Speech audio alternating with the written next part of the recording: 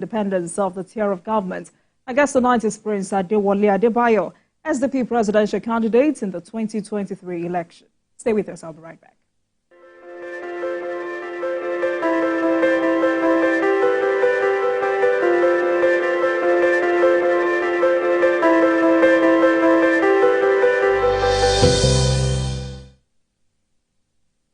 Welcome back, everyone. Now let's begin with some developments in the polity. The chairman of the Nigeria Governors Forum and governor of Kwara State, Abdurrahman Abdulrazak, says compliance to the ruling of the Supreme Court's landmark judgment granting financial autonomy to local governments across Nigeria is a must, and that he and his colleagues welcome the ruling. He spoke to State House correspondents shortly after meeting with President Bola Tinubu, alongside his colleagues from Bauchi, Bala Mohammed, and Imo, Hope Uzodinma. The NGF chairman said the governors are happy with the devolution of power in respect to local government autonomy as they release the burden on governors. Welcome the ruling of the Supreme Court. Compliance is a given, and our attorney generals have applied for the enrollment order, which we'll study carefully. But by and large, governors are happy with the devolution of power in respect to local government autonomy. It relieves the burden on governors. People really don't know how much states expend in bailing out local governments, and that's the issue there. But it's not going to affect the states. We've never tampered with local government funds, so it's going to continue. What the local governments have to do is to manage themselves, especially with the upcoming minimum wage, to manage their affairs and make sure salaries are paid. Traditional rulers get their 5%, and those are the main issues. The Attorney General of Taraba State, Yakub Makasuwa, says the verdict of the Supreme Court granting full autonomy to local governments would motivate governors to demand for their share of revenue from the federal government. Makasuwa spoke during the Law Week of the Nigeria Bar Association in Jalingo. The day of the 2024 Law Week in Taraba State began with a walk from the NBA State Branch to the popular Machalin Junction. The second day attracted various resource persons who spoke on how the nation's democracy can be strengthened and sustained. The Attorney General of the state is not silent on the local government autonomy granted by the Supreme Court. The Supreme Court is the final court of the land. It has given its judgment. But I will tell you that governors will also react to it. If you say that local governments will have autonomy, fine, they will have autonomy. But governors will also insist that for every collectible revenue by the federal government, it must go to consolidated revenue account and it must be shared. Governors will say that no, you have taken it with one hand, we will also take it with the other hand. The Jalingo branch chairman of the NBA, Abubakar Mustafa, and other lawyers share their view on the local government autonomy. I can say this is a sound judgment. This is what we have been expecting, and this is a plus to our democracy.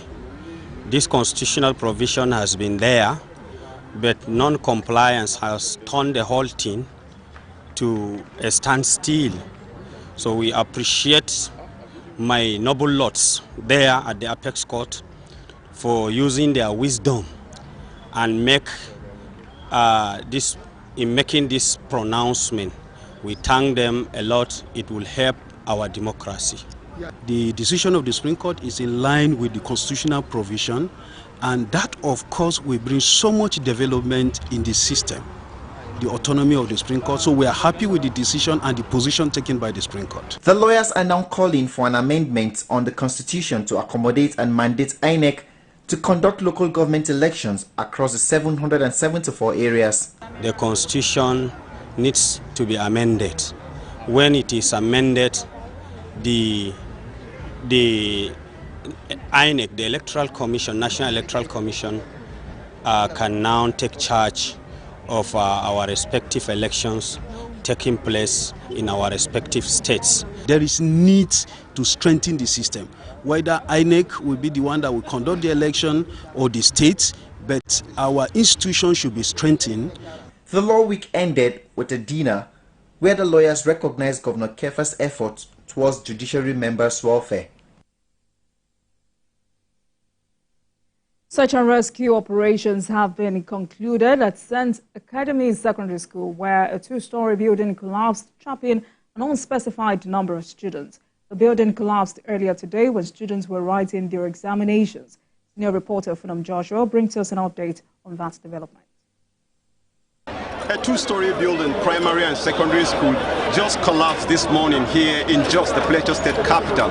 As you can see, residents from different parts of the state are out to see if they can rescue some of the students that are trapped inside this building. The reason behind this development is yet to be ascertained at the moment.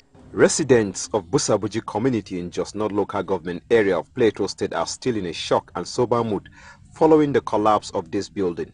Members of the community were going about their morning activities when the sound of the building collapsing took them unaware. Security operatives from the Nigerian Police, Army and Civil Defense, alongside officials of the National Emergency Management Agency, are here searching for survivors. Few hours ago, some trapped victims were rescued with various degrees of injury and taken to the hospital for medical attention. These are the accounts of some eyewitnesses. I had my child is here, so I was coming in as I saw smoke, a kind of milky smoke. So I was wondering if the school has started using gas. So I started running in. When I was at the block industry and I discovered that it was a collapse issue, I started crying because my child is here. I started crying, pleading God, asking him for mercy. Actually, I was in the house when my second son called me that my daughter's school has collapsed. So I started running. From U-Town, I ran down to this place because I was confused. Coming here to see what happened here, it was devastating. I cannot control myself. Fortunately, my daughter is in SS2A and her class is off from the upstairs. The population of this school is too much and it's the best school so far. But the way of destruction of the building, that is what collapsed this building. I thank God my daughter came out alive. She said immediately she came out here to ease herself. Coming out from the toilet, she saw the building starting shaking like say 8 weeks was affecting the school. And the student trapped there now are the classmates of my daughter being trapped inside here. I think they are more than 30. Here you are seeing here now is JS1, JS2, SS1 and some classes, more than 3 to 4 classes here. Residents are now being encouraged to donate blood to survivors in critical condition who are fighting for their lives. Funam Joshua, TVC News, Jos. Let's take a short break, and when we return, it will be time to discuss Supreme Court reinforcing local government autonomy with my guest, Prince Adewale Adebayo, SDP presidential candidate in the 2023 elections. I'll be right back.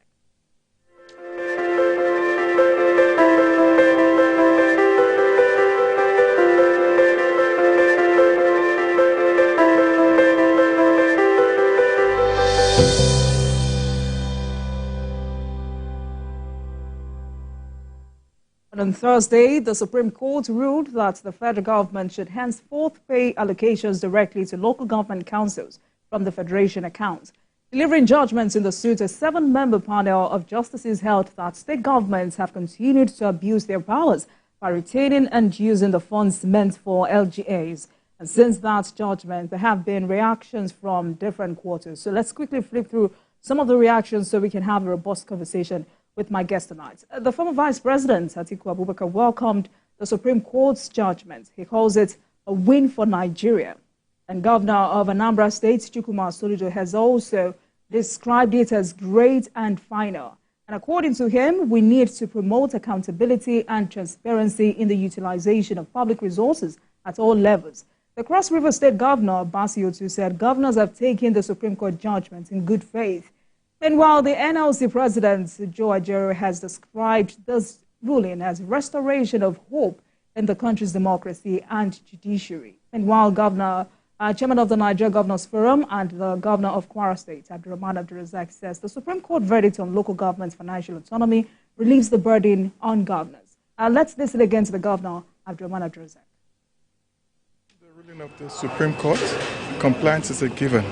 And Attorney Generals have applied for the enrollment order, which we'll study carefully. But by and large, governors are happy with the devolution of power in respect to local government autonomy. It relieves the burden on governors. People really don't know how much states expend in building out local governments, and that's the issue there. But it's not going to affect the states. We've never tampered with local government funds, so it's going to continue. What the local governments have to do is to manage themselves, especially with the upcoming minimum wage, to manage their affairs and make sure salaries are paid. Traditional rulers get their 5%, and those are the main issues.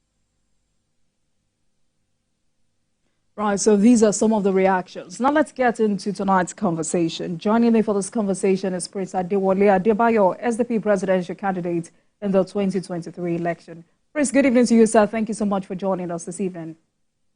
Good evening. Thanks for the invitation, and God bless Nigeria. Right, so, I do not think the equation is balanced here, simply because we have more people who are happy with its judgments and those who are saying, let's tread with caution. And going by your tweet, you have said governors have to be governors of their states, not chairman general of LGAs. What does this judgment mean to you? What it means to me is the wake-up call to a very stubborn child, because there shall be no controversy at all. Section 7 of the Constitution says that there will be a democratically elected government at local government, so it's guaranteed. Now, and these local governments, for the avoidance of doubt, are scheduled to the Constitution, so they are there clearly. And lastly, their money is separated from that of the state and that of the federal, and it's supposed to be paid to the joint local government account in the state.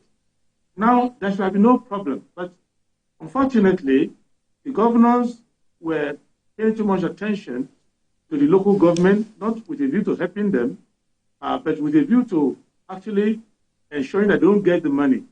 So a lot of the money, which since 1999, have been sent to the local government, will never reach the local government. It doesn't mean that local government chairmen and councillors have been angels, but they've not been allowed to prove themselves.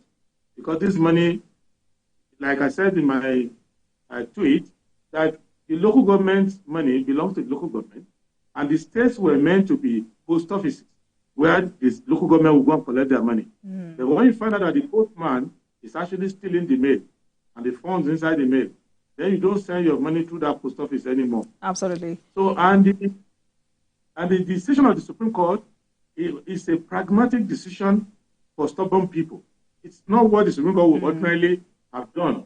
But the Supreme Court wanted to ensure that the idea of local government for the people of Nigeria is not defeated, and that the idea of a three-tier federation is also not defeated. So they had to do something to ensure that the governors do not hide behind the state joint local government account as a period of saying, okay, you send the money there, we're going to confiscate the money. All right. The Supreme Court is known as a policy court, a court that is in touch with the Nigerian people. So how necessary is this judgment in the long run, especially for the struggle for public accountability? It's a step in the right direction, but there are a million steps that need to be taken to reach the destination. Generally speaking, we have the issue of probity, accountability, and all of that.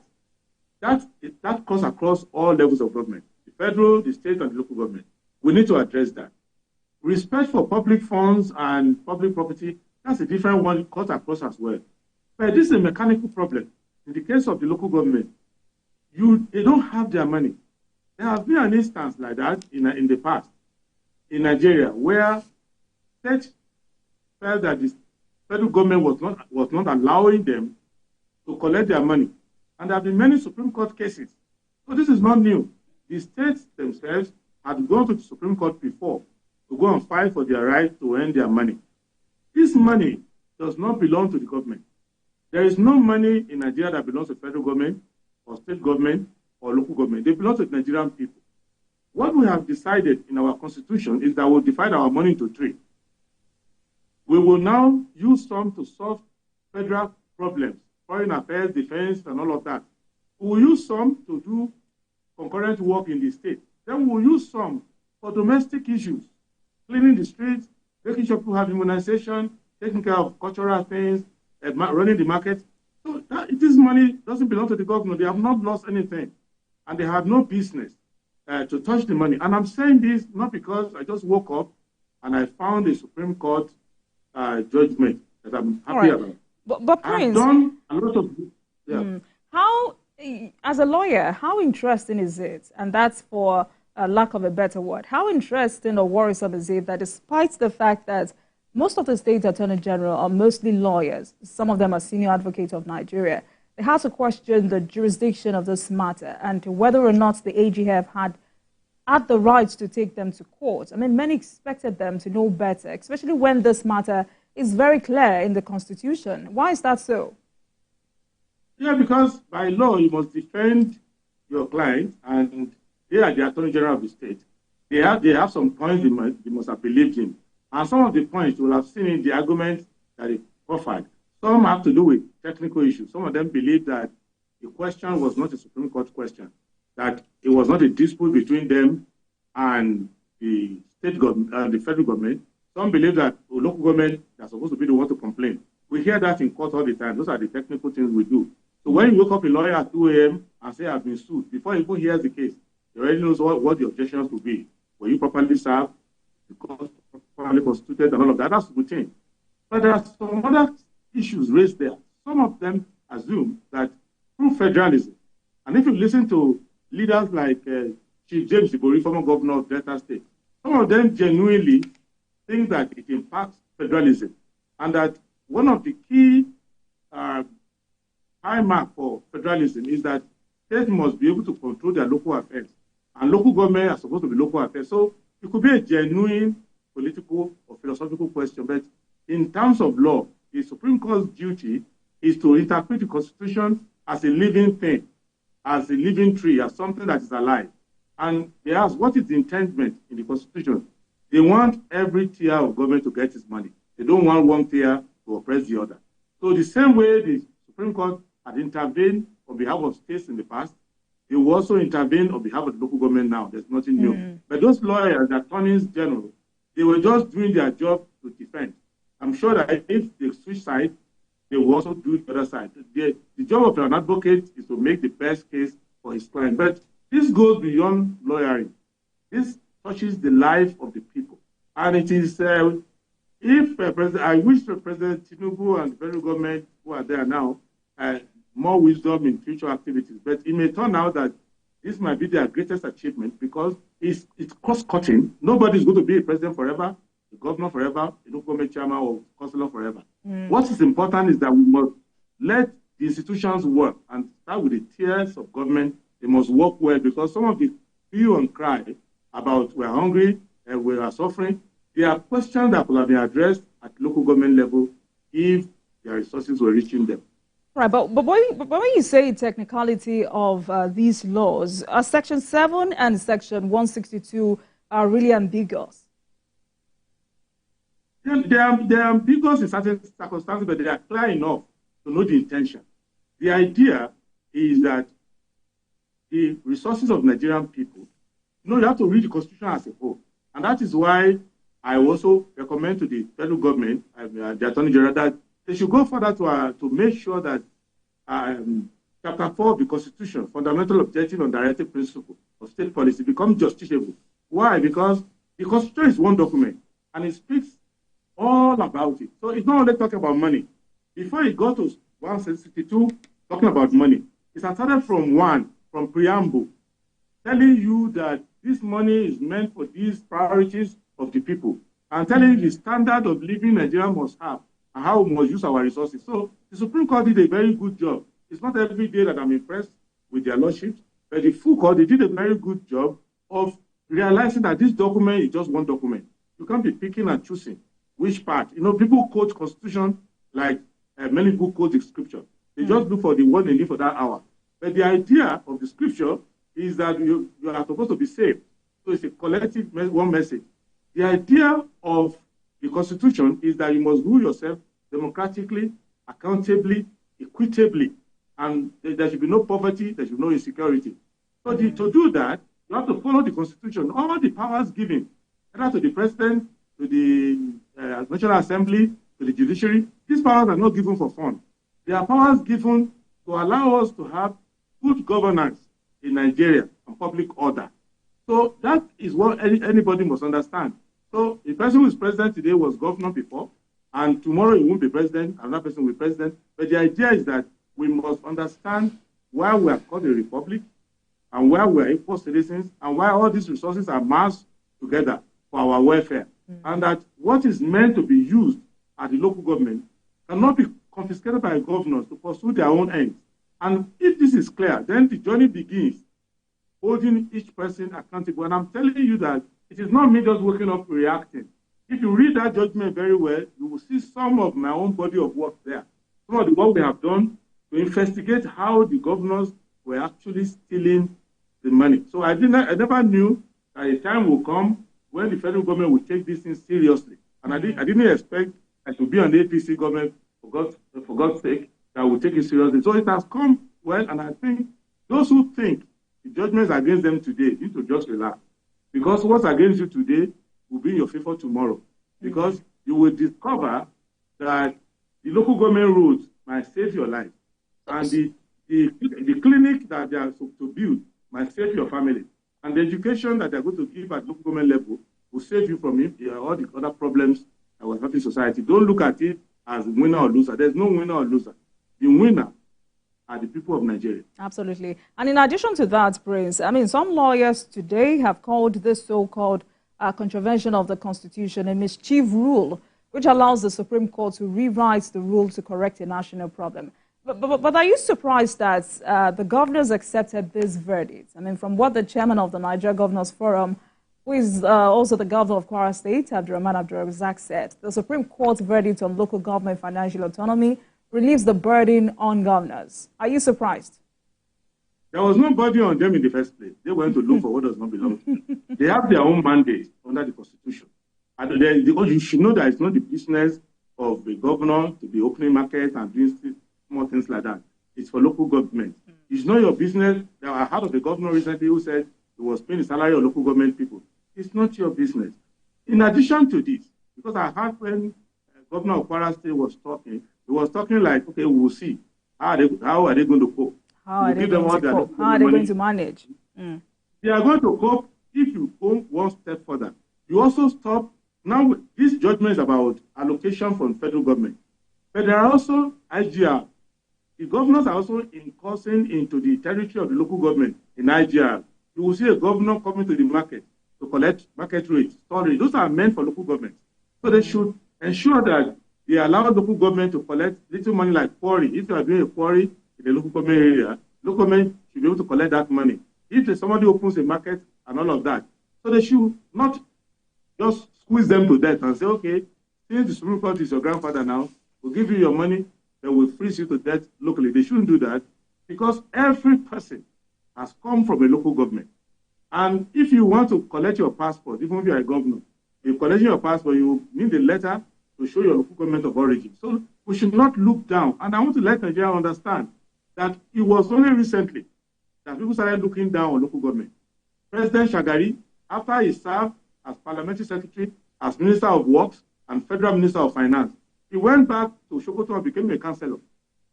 People who were in National Assembly, prominent National Assembly in the First Republic, like Adekunle Ajaskin and co, went back in 1978 and became local government chairman. And local government reform was one of the first steps we took before we came to become a presidential system in 1979. So local government is very, very important. Somebody who has been a governor, a president, can go back. And my good friend, President Soglo of Benin Republic, after he left 2 terms as a president, he went back and became the mayor of his city. So it's not only to look down on, don't say ordinary councillor. There's nothing like that. They are very important because grassroots is where democracy starts. And when you go around the world, most of the benefits you enjoy, birth certificates, good emergency services, There are local government services in other countries. When I fly into the US, on many occasions, I'm flying into airports run by cities. So we need to understand that very clearly. And becoming a lawyer in America, I spend more time studying local government laws. If you study what is happening in American politics, where President Trump is being charged to court in Georgia, it is the prosecutor of a local government that is prosecuting the former president of the country. So we should not look down on local government administration. We should send intelligent people there, but many intelligent people will not go there if they are just going to be pawns in the hand of governors. So governors should not feel anything funny about it. It is a very good judgment for everyone, and we must use it as a step going forward. All right, Prince, we'll come back to this, but let me take you up on other parts of this judgment, because the court also stated that the state governors have no rights to dissolve any democratically elected local government using state powers. The court added that the state government cannot replace the democratically elected local governments with the caretaker committee. What is the uniqueness of this particular verdict? It's nothing unique, just common sense. The same way President Tinubu or Buhari before him, or Jonathan Obasanjo or Juyara will not just dissolve a state governor that doesn't like. So if I cannot dissolve you, the same vote of the same people elected you from the same ballot box in the same polling unit. What is unique about any person? So if a person is duly elected, you cannot remove them. There's nothing breathtaking in that one. That's why I say it's a judgment to remind a stubborn child of where he belongs. All right, so Prince, let's put this particular conversation into proper perspective, because in a country where we have 20 states, I mean, it used to be 21, but Delta State is conducting an election this Saturday, so we're left with 20 states under the administration of caretaker committees appointed by state governors. So let's put this particular conversation into proper perspective by listing out the last time some of these states had proper LG elections in their states. In Imo State, for example, the last council poll was conducted on 25th of August 2018 and was the first LG election in 7 years. In Kwara State, the last council election was in November 2017, and the caretaker committee had been in charge since 2020. Also in Zamfara State, the last grassroots poll was held in 2019, and the state returned to appointees after the chairman tenures expired. In May 2024, the State Assembly approved a 6-month extension for the caretaker committee. In Benue State, the election was supposed to be on the 6th of July, but has now been postponed to November 16.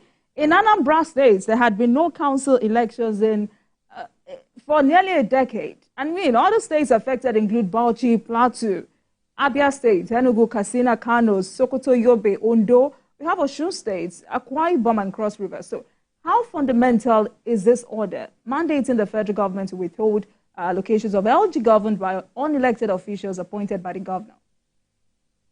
Yeah, it's okay. It's a good cure. You know, the governors meet regularly. They have the governors forum. And because they meet regularly, that's a place for epidemiologists to study infectious diseases. They all contact infectious diseases from one another. So if this person gets away with it, the other person will do it. But all of this is just status quo ante bellum. It doesn't occur anymore. Right now, they know. It's very clear. What should happen is that there should be a meeting of the NGF, and they should give themselves a 90-day moratorium to conduct elections. And fix the date and do all of that. Or, if they don't do that, the president should call a council of state meeting, and they should all agree on a deadline when all of them will go and comply. Because if the money is withheld, it's not given to the local government, because some illegals have been put there by a governor, including governor of my state, I don't know. He was just a rescue from injustice, but the first few acts he took, he's also trying to follow his fellow governor. So it is wrong. We might say they did not know. Now it is very clear. So what we need to do is to fix a deadline. Now, because the idea of withholding the money is not tenable for the people who are suffering, the local government. Absolutely. Because if you withhold the money, how would the local government staff get their pay? How would the public works department work? How will all the other sanitary and other functions be performed? So it is better to ensure that a deadline is installed there, and that short period will enable them to conduct free and fair primaries and fair elections, I hope, in the local government. All All right. So because the court says this judgment is with immediate effect, let's practicalize it. So what happens in a state like Rivers State, where elected local government chairmen are holding on to the amended Act of 2024, number 4 of the Rivers State local government law? This verdict just outrightly nullified the existence of the newly inaugurated caretaker chairman. So by law, does this mean the former local government chairman must continue till October 6th? Is that it? If the law they pass, because one judgment to which you are not a party does not inure to you automatically. If the law they pass survives any challenge, the local government that was in existence before, having been democratically elected, will continue. The only problem I have with that law is that if you were democratically elected for a tenure, that extension by the House of Assembly, does it have democratic mandate? Absolutely. Because whether it is the governor giving you an illegal alien as your chairman now who you didn't elect, or House of Assembly extending the one whose tenure has come to an end, you have to follow the constitutionality of that. But what is important is that it is room for, you can use a judgment for mischief, and you can use a judgment for clarity. It's the intention you have. There is a problem of mentality in Nigeria that even if you say Nigeria is a republic of 36 states and our flag is green, white, green, some will still use that judgment to come and cause confusion somewhere because they have an intendment of evasion. If you have an intendment of compliance, it's very clear enough. The two sides, the Rivers State, will know that both are illegal. The one who extended for the person whose tenure has ended, you can't do it. The person, because it's not democratic, it's a violation Section 7 of the Constitution. You can't go beyond your elected tenure. The person who came out of the blues and just dissolved everybody is even it's an impeachable offense, clearly. So you should be very careful. So what they should do now is to agree to go and hold election on a particular date. Maybe those who are now extended by local government, they have some semblance of legality, which is questionable, but they can hang on until their successor is elected. Because there's a provision in the Constitution that says that your tenure is defined by end of the anniversary of your election or when your successor is elected. So they can work that out. I don't want to consult for troublemakers. They should go and sort themselves out somewhere. But what is important is that we should obey the highest court in the land, and it's the full court. So you cannot say you are confused. And I've read the judgment. It is very lucid. Justice Agin did a very lucid judgment, and the concurring judgments, short and medium size, I read all of them, are very clear. The governors also should watch out that many of them might have criminal proceedings against them from the findings that they have been touching this money, and some of the touching of the money is not touching of the money for the benefit of the state. Touching of the money as an orphan's money. The way executor of a will would rob the orphan and misuse the money, that was how some of them were misusing, creating different accounts that don't have anything to do with the constitutionally approved accounts. So they should keep that in mind. And governors should know that it is not a defeat of them as governors. It is going to even allow them to be more creative in a legitimate way, because some of them were using the government money as pocket money and as money for troubleshooting, whatever they want to do. All right, so they now need to kind of pay attention and be serious-minded. All right. Now let's take a break, and when we come back, we will dig deeper into this conversation. Stay with us, everyone.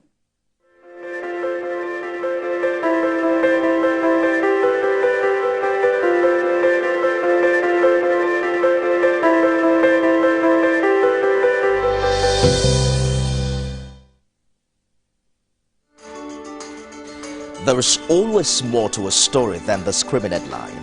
The part of a story that is not told casts a shadow.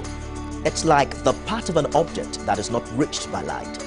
On TVC News, I'm able to explore the many angles there are to a story, talking to stakeholders, asking the difficult questions, and digging for facts.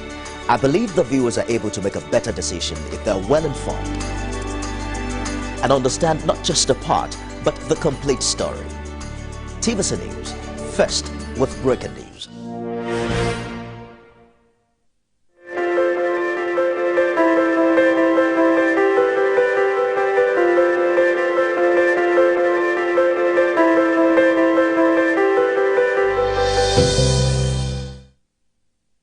Welcome back, everyone. Our focus tonight is local government autonomy as Supreme Court reinforces the financial independence of the tier of government. And I've been speaking with Prince Adewale Adebayo, SDP presidential candidate in the 2023 election. Prince, thanks a lot for staying with us on the program. Now let's move on with this conversation.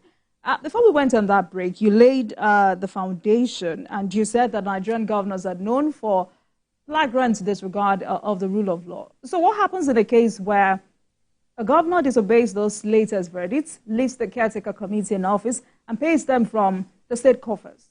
I mean, I do not think the Supreme Court was instructive on that. They won't do it. They will not do it. Because you, at that point, cease to be a governor. You are now a candidate officially. You can't do it. This is Supreme Court. You can't do it. Because when they get sanctioned, they get dissolved themselves, there is a same Supreme Court they have to go to. So I don't think any governor.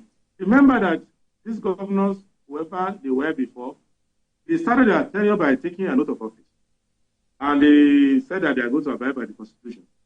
They were doing things which they thought were permissible in the days of yore. They will not do it now. I can tell you, in the next 2-3 months, you will not hear of this kind of thing. Maybe those who are extremely irredeemable or stubborn might find a backward way of saying, okay, I release the money to the local government, they should bring it back to me. But that's what ICPC, EFCC, and people like us are for. They can't get away with it. So I think that chapter is closed. Remember that there was a time when there was noise about resource control, where Niger Delta states were complaining that the federal government was not giving them their due. And since that time, everybody has complied. There was a time the states went to court that the federal government used their money to pay the Paris Club loan refund, to refund Paris Club the loan that we took. And the Supreme Court ruled in their favor, and the federal government has complied. I can count so many deductions that used to be made from the federation account, which the states complain about. I don't think the states are going to violate. The states need the Supreme Court more than the federal government. So they know that they cannot be on the wrong side. That matter. I mean, we hope so. But also, since Jack is the only recognized account for disbursing local government fund, will there be a new account for this purpose? No, it's called housekeeping. When you have in constitutional democracies, when you have a court judgment, like you had recently in England, when the Supreme Court ruled that repatriating asylum seekers to Rwanda was unconstitutional. They went back to the House of Commons to try to pass a new law, and they went to an election and resolved it against that party. So when the Supreme Court has done the interpretation for you, if there are gaps, you go back to the National Assembly and amend it. What they need to do is to make some clarification, because it's an unfortunate use of language. The title of that account is called State Local Government Joint Account. So state assume that because it starts with the word state, it's a state entity, it's a state account. It's not. It is just like federation account, doesn't mean federal government. So they can reward that. So that account can exist, but the state, the local government can manage it by themselves.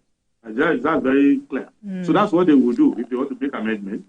Otherwise, but for now, the direct order is that they should pay to the local government directly. What may happen in that situation is that we may amend the Constitution and remove the jack completely, or we can make the jack a kind of a congregation of local government themselves, independent of the state or the federal government. It can be done. And then they can now just take the money from FAC, and then they can now be accountable to the people directly. That's not a very difficult problem. But for now, the Supreme Court has put a measure that's judicially clear. Just pay the money directly. And if the governors are not complaining the way the governor of Kwara has spoken, if they are not complaining, then they won't even bother to look at that aspect anymore. They will just see that, okay, we don't care. But I believe that some of them really do care, but that's their own cup of tea. All right, Prof, I mean, do you really think state governors can completely remove their hands? Because currently the federal government receives 52.68%, state receives 26.72%, and LGs receive 20.60% of the country's monthly revenue allocated by the Revenue Mobilization, Allocation and Fiscal Commission. And the president already said he will renegotiate the sharing formula. And federal government is also increasing vast share for states. But you know there are some local governments that can't survive on the FAC allocation without help from the state, either through extra funding or infrastructure or service supports. And unfortunately, local taxes that can generate significant revenue are administered by the states, leaving the LG with paltry levies. So can these governors really remove their hands? They have no option. Either remove their hand or have their hands cut off. So they will rather have their hands put them. The issue is that anybody who is prudent, who is sensible, who deserves to be there, has enough money to run the government. Then I've said it, even when I was running for election, even now. Nigeria's problem is not lack of money. It's lack of accountability. There is enough money. First, there are 3 layers of this money. When you look at the amount that accrues to the federation account, it is not all the money that ought to go there. Some money is lost along the way. So if they all come together, more money can enter the federation account.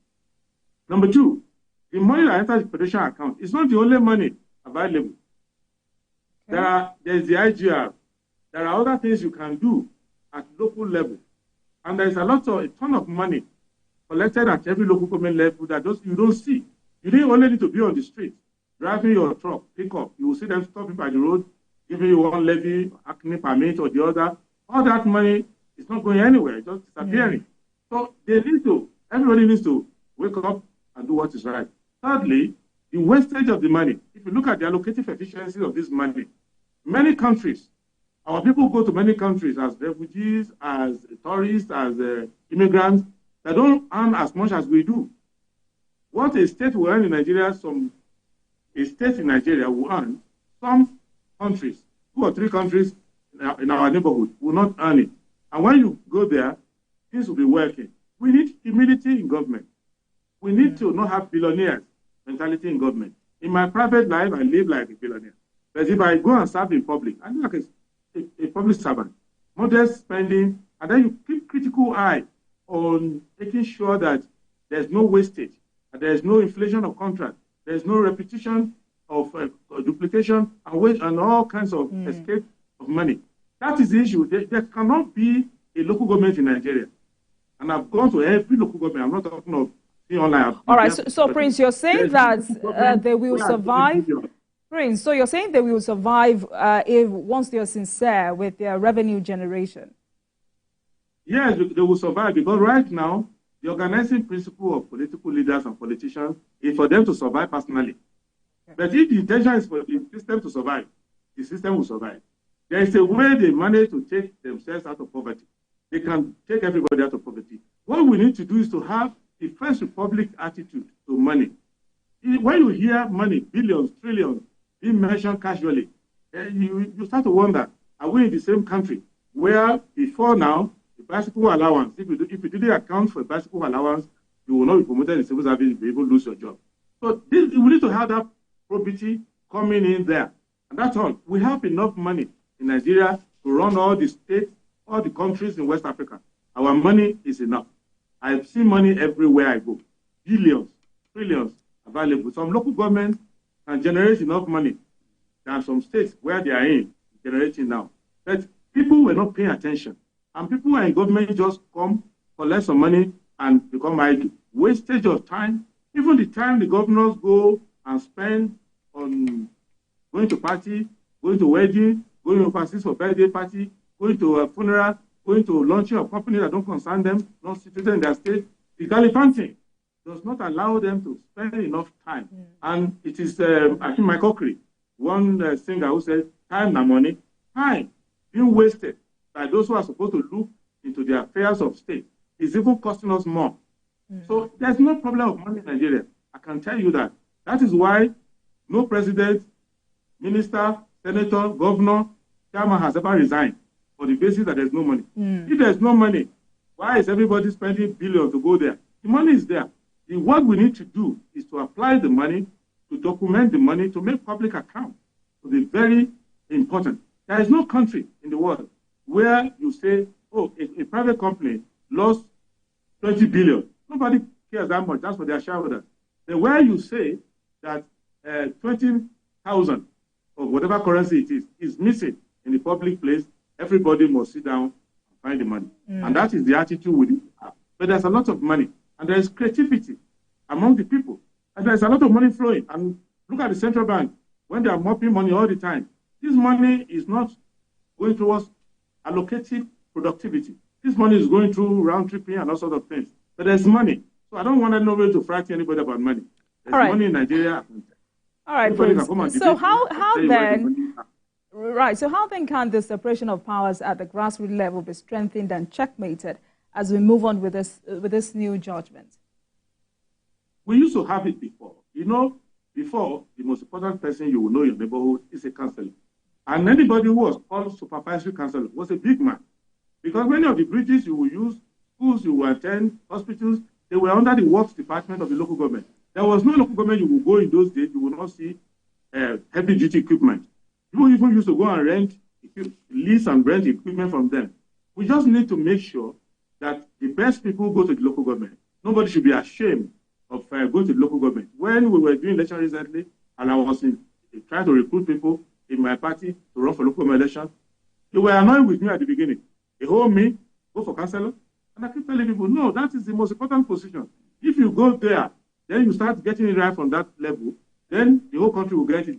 John Major, who became Prime Minister of UK, started as a councillor. Thatcher, everybody, anybody who cannot do local government is not fit to run government. And you need to understand that Northern Nigeria, one of the crises and catastrophes of Northern Nigeria today was that Northern Nigeria was the most advanced in native authority, in local government administration. But after we did the 1976 local government reform, they started losing some of the touch. And if you go back to the original one, do you know that at a time in this country, local government used to run prisons, local government used to run police, local government used to do everything. They used to give scholarship. Many people you see who are talking big today, they went overseas on local government scholarship. So local government is very important. And when they live here in Nigeria, they go to Dubai, they go to UK, they go everywhere. They go and live in council flats, they go and go to council hospitals. But when we are in Nigeria, they say ordinary councillor. So if you see the way some governors look at councillor as if they are not the same species.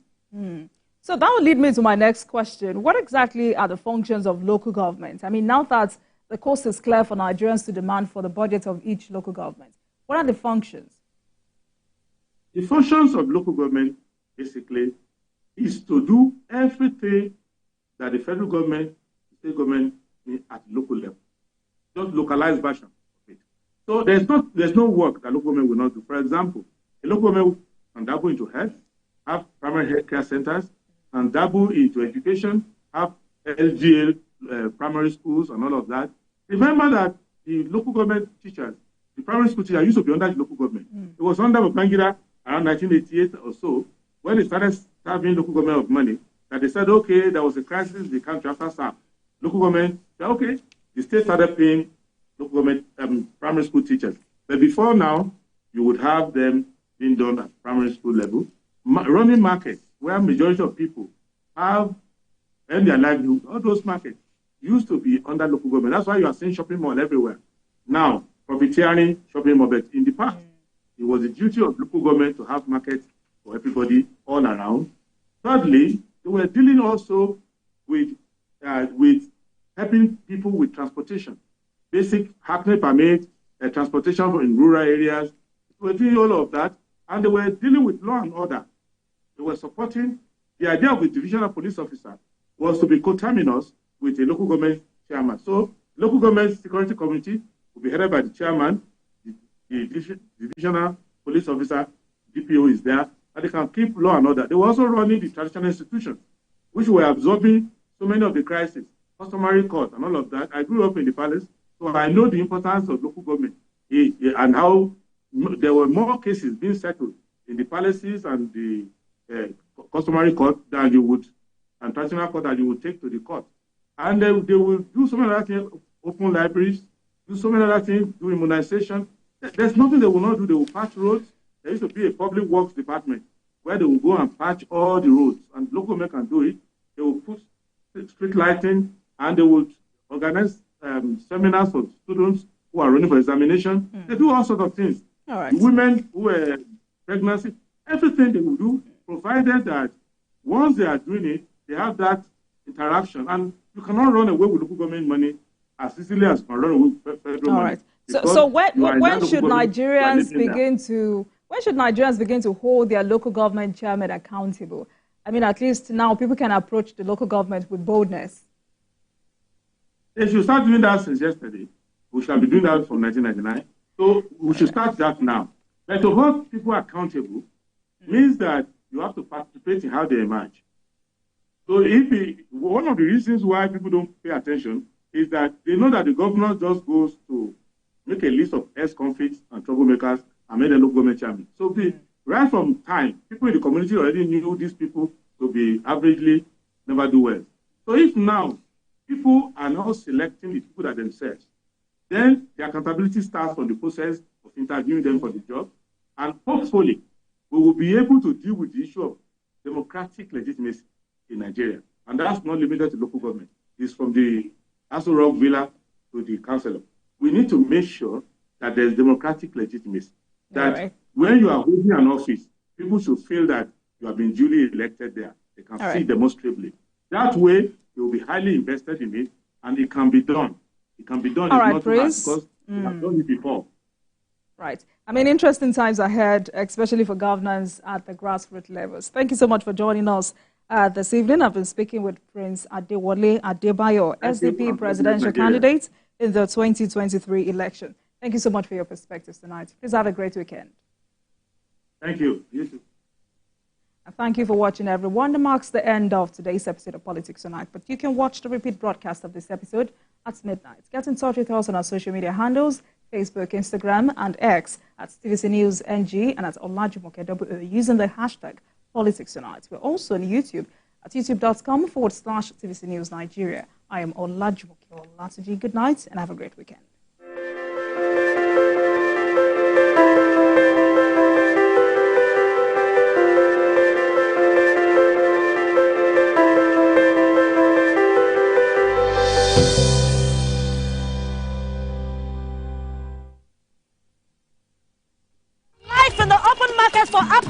Challenge. My people, today now.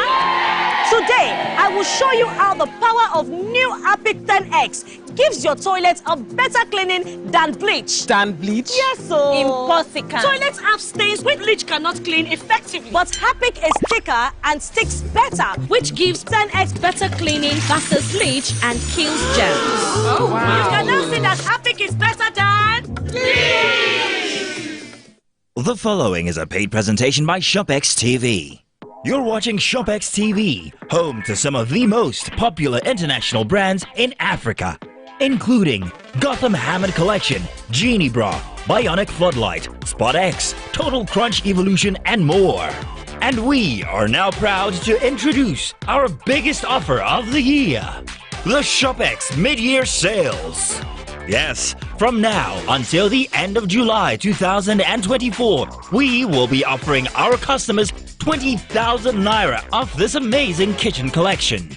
Tired of pans that scratch and stick or cookware that takes up valuable space in your kitchen? Introducing ShopX Gotham Hammered Copper Collection, the perfect cookware to upgrade your cooking experience. The Gotham Hammered Copper Collection features a super durable ultra non-stick surface. Eggs stick to other pans, but with the Hammered Copper Collection, they slide right out. Incredible!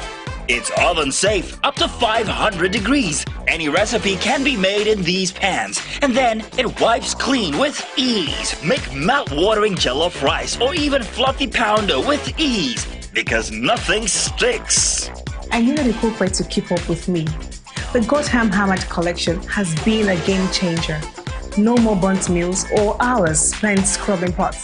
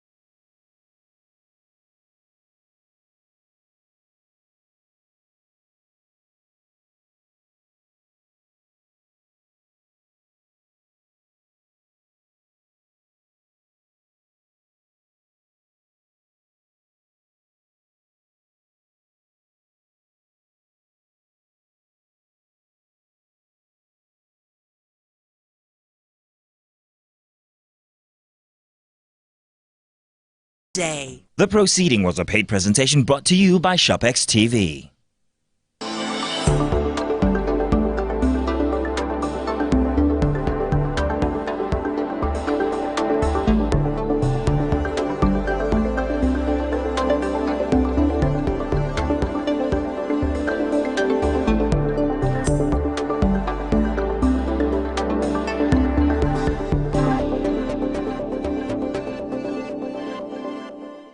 Experience information and entertainment like never before as TVC Breakfast takes your weekends to a whole new level.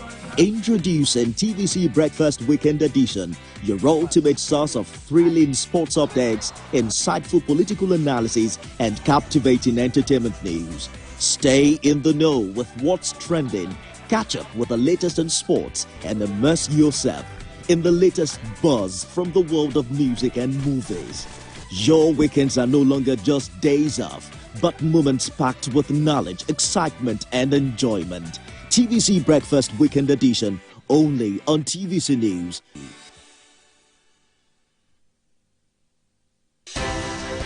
At TVC News, wherever the big news story is happening, we're geared up to break it. TVC News, first with breaking it.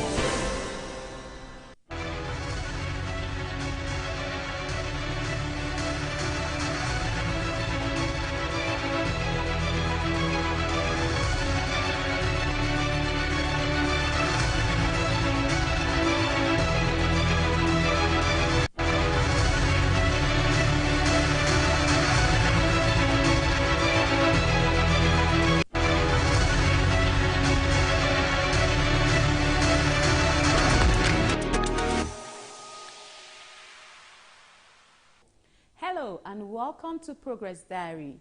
This is where you get the latest news and updates on the All Progressives Congress under the leadership of Dr. Abdullahi Umar Ganduje. I am Helen Osamede Akins.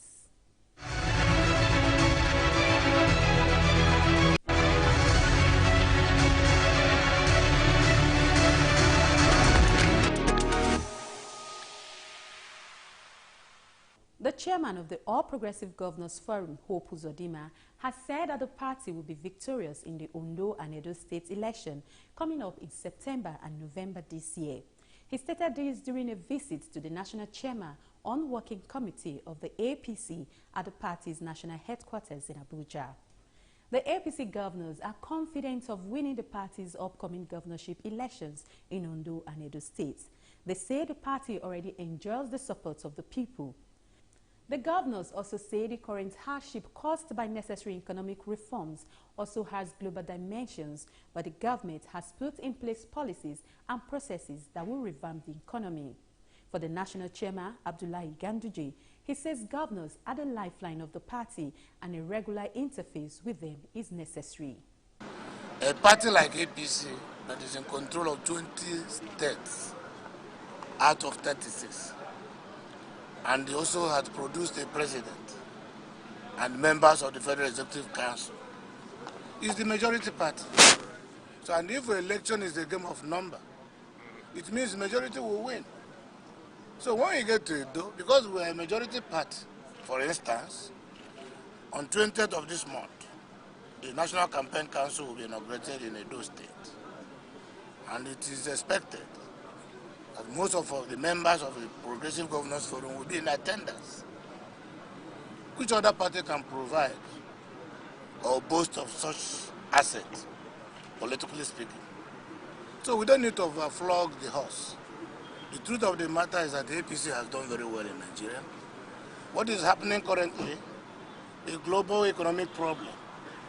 We in Nigeria, under our own leadership, President Bola Ahmed Tinubu, is also bringing out policies to ensure, given the kind of economy he met, given the kind of situation he saw when he came, he has started the treatment. And by the grace of God, I'm very confident that very soon Nigerians will be jubilant about how he has managed to navigate the waters. I think it's a blessing, it's a big blessing to us. So we are so happy about it, and we have confidence in them anyway. We do all what it takes to ensure that we maintain good relationship with our governors all over the country, and we have to protect their interest, and there is no doubt that they are also assisting the party. They are making the party to be proud as an institution.